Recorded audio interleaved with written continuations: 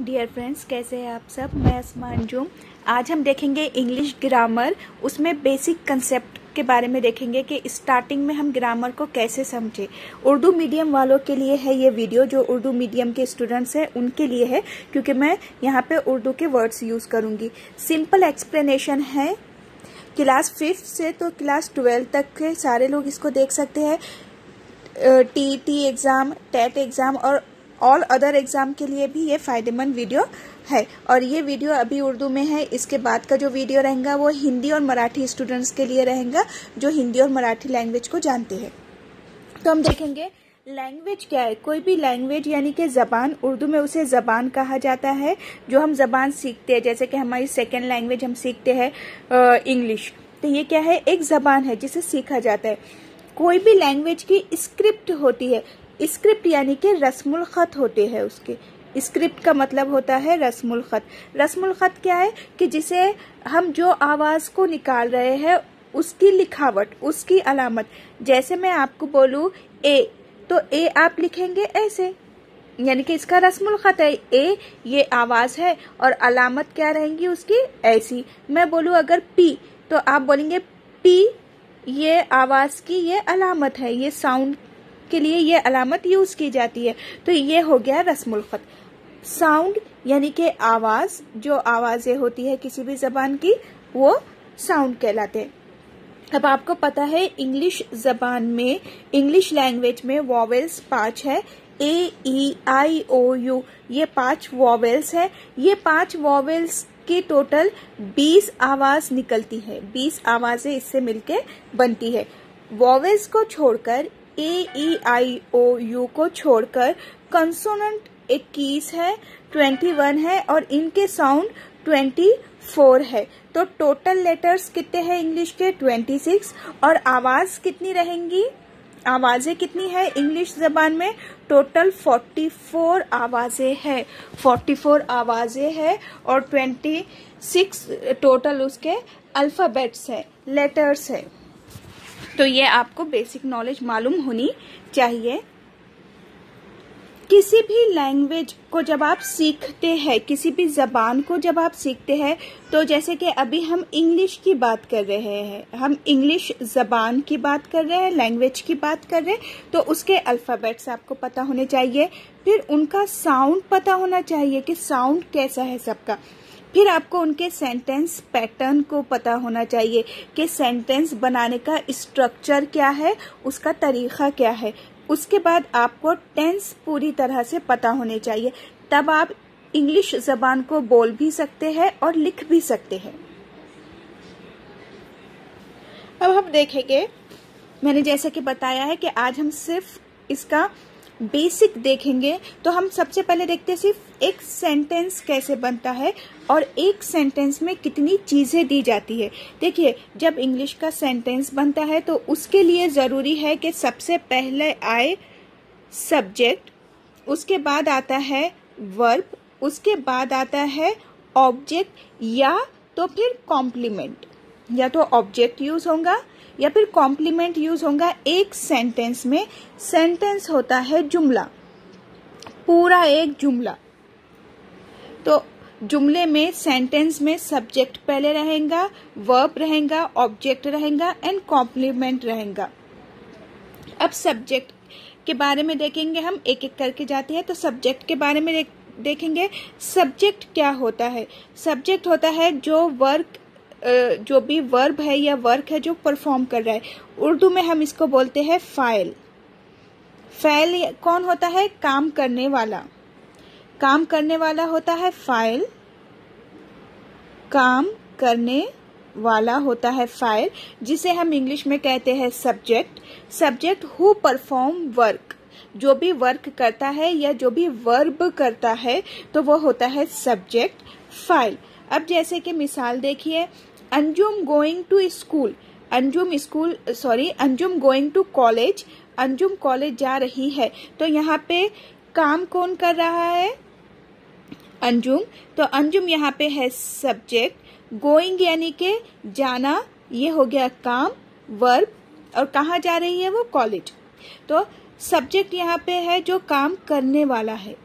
Subject Anjum, जिसे हम उर्दू में कहेंगे फाइल। अब उसी तरह देखिए, she makes food for me, कि उसने, उस लड़की ने मेरे लिए फूड बनाई, खाना बनाई। तो यहाँ पे शी, क्योंकि मेक किसने किया, बनाया किसने है, लड़की ने। बनाने वाली कौन है, शी है, उसने, उस लड़की ने। तो ये हो गया सब्जेक्ट। और एक चीज याद रखना कि कोई भी सेंटेंस में सबसे पहले आता है सब्जेक्ट, काम करने वाला, जो काम करता है वो। अब और हम देखते हैं मिसालें। औरंगाबाद इज क्लीन सिटी, तो औरंगाबाद क्या है, ये क्लीन सिटी है। तो सबसे पहले आता है सब्जेक्ट। ही राइट्स नॉवेल, सबसे पहले आता है सब्जेक्ट, ही यहाँ पे है subject. Running is good habit, अब यहाँ पे दिया गया है रनिंग इज गुड हैबिट। देखिए यहाँ पे रनिंग, अब आप बोलेंगे कि मैंने कहा है कि सबसे पहले तो सब्जेक्ट आता है, लेकिन यहाँ पे देखिए रन क्या है, एक वर्ब है। फेल है, एक काम है। भागना क्या है, एक काम है। लेकिन जब भी हम वर्ब को ing लगाते हैं, जब भी वर्ब को ing लगाते हैं तो वो बन जाता है जेरेंड। जेरेंड बन जाता है, वो बनता है जेरेंड। तो जेरेंड हमेशा होता है सब्जेक्ट, यानी कि वर्ब को जब ing लगाया जाता है, जो आता है स्टार्टिंग में, तो वो बन जाता है जेरेंड। और जेरेंड हमेशा होता है सब्जेक्ट, ये आपको पता होना चाहिए।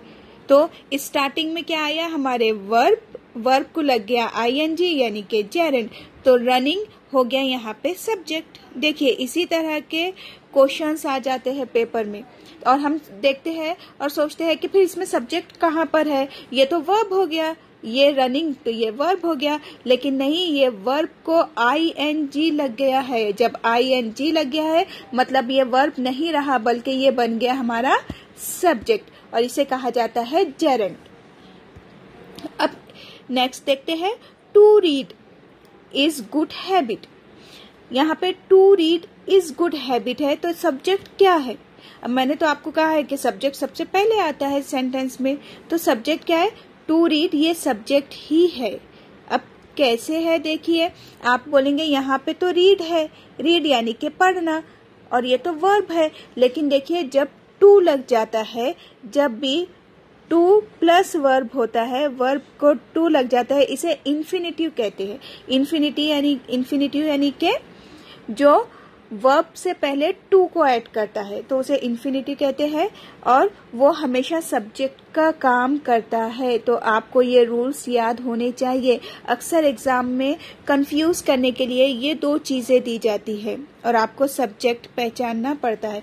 तो सब्जेक्ट आप पहचान सकते हैं आसानी से कि जो स्टार्टिंग में आता है सेंटेंस के, वो सब्जेक्ट होता है, फाइल होता है, काम करने वाला होता है।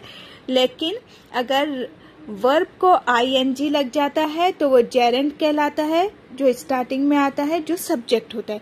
उसके अलावा अगर टू लग जाता है वर्ब को, तो वो भी सब्जेक्ट ही होता है। यहाँ पे देखिए मैंने बता दी हूँ कि सब्जेक्ट कौन कौन रहेंगे। नाउन सब्जेक्ट रहेगा, नाउन यानी कि इस्म, जो हम आगे के वीडियो में देखेंगे। इस्म के टोटल जितने भी टाइप्स है, नाउन यानी कि इस्म। प्रोनाउन यानी कि ज़मीर होता है, जो इस्म की जगह यूज होता है। Words use in place of noun, जो वर्ड्स नाउन की प्लेस पे इस्तेमाल होते हैं उन्हें ज़मीर कहते हैं, यानी कि वो अल्फाज जो इस्म की जगह इस्तेमाल होते हैं वो प्रोनाउंस ज़मीर कहलाते हैं। जेरेंड मैं आपको बता चुकी हूँ। जेरेंड यानी कि जहाँ पे वर्ब होता है और उसे ing लगा दिया जाता है, तो वो इंग्लिश में जेरेंड उसको कहते हैं। और ये भी हमेशा होता है फिर सब्जेक्ट, और ये आता है हमेशा स्टार्टिंग में, शुरुआत में। इन्फिनिटिव यानी कि जब टू प्लस वर्ब होता है, टू को क्या लगा दिया जाता, वर्ब को लगा दिया जाता है टू, और जो आता है शुरुआत में सेंटेंस के, जुमले के, वो सब्जेक्ट होता है। तो आपको ये 1, ये 2, 3 और 4 चीजें पता होनी चाहिए जो हमेशा सब्जेक्ट होती है। देखिए डियर स्टूडेंट्स या डियर फ्रेंड्स, जब आपको कभी भी अब सब्जेक्ट पहचानने के लिए आएगा तो आप कंफ्यूज नहीं हो सकते, क्योंकि आपको पता है कि 4 चीजें जब भी आएंगी वो सब्जेक्ट होती है, noun, pronoun, gerund and infinitive. बहुत आसान है अब ये। अब हम देखेंगे वर्ब। वर्ब यानी कि उर्दू में इसे कहते हैं फेल या फिर काम, और इंग्लिश में वर्ब यानी कि एक्शन, जो काम होता है, जो फेल होता है, एक्शन। तो इसके भी 2 टाइप है। मेन वर्ब होते हैं जो 11 है, हेल्पिंग वर्ब या ऑक्सिलरी वर्ब होते हैं जो 13 है, 13 है। तो हम जब हमारा नेक्स्ट वीडियो देखेंगे तो उसमें पूरे वर्ब्स के टाइप रहेंगे। अभी इतने हम डीप में नहीं लेते हैं उसको, अभी सिर्फ हम सेंटेंस में कौन सी चीजें होती है वो देख रहे हैं इंग्लिश के। उसके बाद सेंटेंस में क्या होता है, देखिए मैंने आपको बोली थी इंग्लिश का सेंटेंस बनता है subject plus verb plus object या फिर कॉम्प्लीमेंट। तो अब यहाँ पे है ऑब्जेक्ट, हम देखेंगे ऑब्जेक्ट के बारे में। ऑब्जेक्ट क्या है? ऑब्जेक्ट यानी कि मफऊल, यानी कि जिस पे काम का, वर्ब का असर हो रहा है, फेल का असर हो रहा है, उसे कहते हैं मफऊल। ये 2 टाइप के होते हैं। एक डायरेक्ट ऑब्जेक्ट। डायरेक्ट ऑब्जेक्ट कौन होते हैं? Non living things. Non living thing यानी कि बेजान, जिसमें जान नहीं होती, जो बेजान चीजें हैं उन्हें डायरेक्ट ऑब्जेक्ट कहा जाता है। तो ऑब्जेक्ट जो मफूल है उनकी भी 2 किस्में हैं इंग्लिश में, एक है डायरेक्ट ऑब्जेक्ट और एक है इनडायरेक्ट ऑब्जेक्ट। तो नॉन लिविंग थिंग रहेंगे बेजान चीजें, जैसे कि एग्जाम्पल देखिए, माहिरा प्लेइंग विथ डॉल। अब माहिरा यहाँ पे क्या है? सब्जेक्ट है। प्ले करना, प्लेइंग यानी कि वर्ब, काम कर रही है। माहिरा किसके साथ खेल रही है?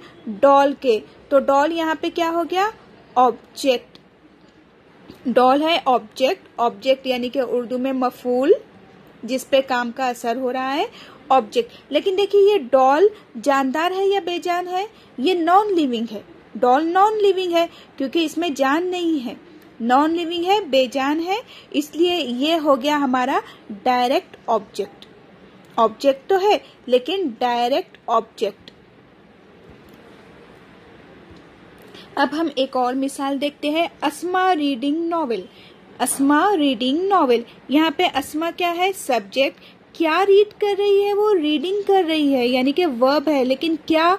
नॉवेल। अब नॉवेल यहाँ पे ऑब्जेक्ट है, यानी कि मफूल है, ऑब्जेक्ट है। अब ये जो नॉवेल है ये तो बेजान है, नॉन लिविंग है, इसमें जान नहीं है, तो इसलिए ये ऑब्जेक्ट यहाँ पे जो यूज हुआ है वो है डायरेक्ट ऑब्जेक्ट। डायरेक्ट ऑब्जेक्ट इसलिए क्योंकि वो नॉन लिविंग थिंग है। अब हम देखते हैं और कौन सा ऑब्जेक्ट होता है। अब हमने देखे एक है डायरेक्ट ऑब्जेक्ट, अब दूसरी किस्म होती है indirect object. Indirect object. Indirect object क्या होता है देखेंगे, कबीर हर्ट प्रिया। कबीर क्या है यहाँ पे? सब्जेक्ट है। हर्ट करना, किसी का दिल दुखाना, वर्ब है।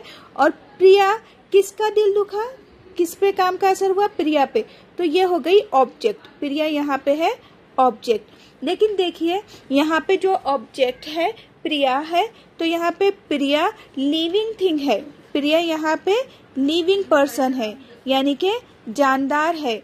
ये जानदार है प्रिया, ये लिविंग थिंग है। तो लिविंग थिंग को कहते हैं, इंग्लिश में जो लिविंग ऑब्जेक्ट होता है उसे इनडायरेक्ट ऑब्जेक्ट कहा जाता है। Indirect object. इनडायरेक्ट ऑब्जेक्ट होता है वो, क्योंकि ये लिविंग है। अब नेक्स्ट एग्जांपल देखते हैं, रानी प्लेइंग विथ कैट। अब देखिए रानी यहाँ पे क्या है? सब्जेक्ट है। प्ले करना वर्ब है, खेलना किसके साथ खेल रही है? वो कैट के। अब कैट तो यहाँ पे ऑब्जेक्ट है, लेकिन देखिए कैट ये एक लिविंग है, लिविंग थिंग है ना, लिविंग पर्सन है, लिविंग है ना, जानदार है, जानदार है ना कैट। तो इसलिए कैट यहाँ पे ऑब्जेक्ट तो है, लेकिन हम कौन सा ऑब्जेक्ट बोलते हैं इसको? Indirect object. Indirect object. देखिए ये आपको क्लियर होना चाहिए कि ऑब्जेक्ट भी है तो ये दो तरह के ऑब्जेक्ट है, डायरेक्ट ऑब्जेक्ट और इनडायरेक्ट ऑब्जेक्ट। अब हम देखते हैं और मिसालें। Mother making food for me, कि mother making food for me, कि माँ मेरे लिए खाना बना रही है। मदर कौन है यहाँ पे? सब्जेक्ट। मेकिंग बनाना ये हो गया वर्ब। फूड फॉर मी, अब आप बोलेंगे यहाँ पे तो दो ऑब्जेक्ट यूज हुए हैं, एक फूड भी ऑब्जेक्ट है और मी भी ऑब्जेक्ट है, लेकिन देखिए फूड यहाँ पे नॉन लिविंग थिंग है, इसलिए ये हो गया डायरेक्ट ऑब्जेक्ट, और मी ये लिविंग है इसलिए ये हो गया इनडायरेक्ट ऑब्जेक्ट। अब आपको क्लियर हो गया होगा कि सेंटेंस में आप ऑब्जेक्ट कैसे पहचानेंगे, डायरेक्ट ऑब्जेक्ट और इनडायरेक्ट ऑब्जेक्ट। अब है Sabir teach grammar to his student. Sabir यहाँ पे कौन है? सब्जेक्ट है, टीच करना वर्ब है, ग्रामर टू हिज स्टूडेंट। अब इनके जो स्टूडेंट्स है ये लिविंग है और वो पढ़ा क्या रहे हैं? ग्रामर। तो ग्रामर यहाँ पे हो गया डायरेक्ट ऑब्जेक्ट और स्टूडेंट्स हो गए इनडायरेक्ट ऑब्जेक्ट। क्लियर हो गया सेंटेंस में कैसे पहचाना जाता है सब्जेक्ट, वर्ब और ऑब्जेक्ट। ऑब्जेक्ट भी दो तरह के होते हैं, डायरेक्ट और इनडायरेक्ट। अब देखिए कभी कभी सेंटेंस में ना subject plus verb plus object ना होते हुए कॉम्प्लीमेंट आ जाता है। तो कॉम्प्लीमेंट क्या होता है इंग्लिश के सेंटेंस में, ये देखते हैं। देखिए कॉम्प्लीमेंट क्या है? Word gives additional information about subject. वो वर्ड्स जो हमें एडिशनल इंफॉर्मेशन देते हैं सब्जेक्ट के बारे में, वो अल्फाज जो हमें फाइल के बारे में मजीद मालूमात देते हैं। एडिशनल इंफॉर्मेशन देना यानी कि मजीद मालूमात देना। किसके बारे में दे रहे हैं? फाइल के बारे में, सब्जेक्ट के बारे में। Verb does not affect subject, लेकिन ऐसे सेंटेंस में जो वर्ब होता है, फेल जो होता है, वो सब्जेक्ट पे किसी भी तरह का इफेक्ट नहीं करता, असर नहीं डालता।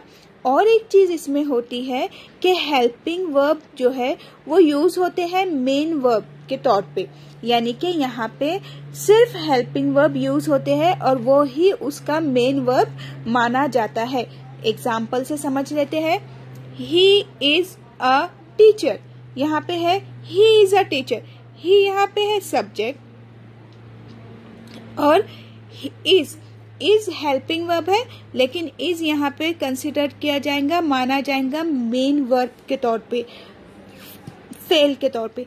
अब देखिए टीचर जो है तो ये कॉम्प्लीमेंट है।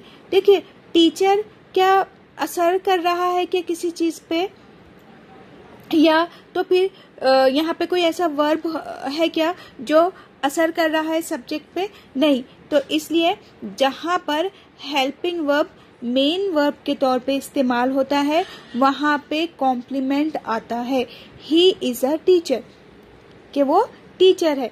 यहाँ पे हेल्पिंग वर्ब इज है देखिए, और इज ही यहाँ पे मेन वर्ब का काम कर रहा है। यहाँ पे जो मेन फेल का काम इज कर रहा है, और टीचर इसका असर हो रहा है क्या वर्ब पे या किसी चीज पे? वर्ब का कुछ असर पड़ रहा है कि यहाँ सब्जेक्ट पे एक्शन कुछ हो रहा है क्या? कुछ भी एक्शन नहीं हो रहा, कोई काम नहीं हो रहा, कोई फेल नहीं हो रहा।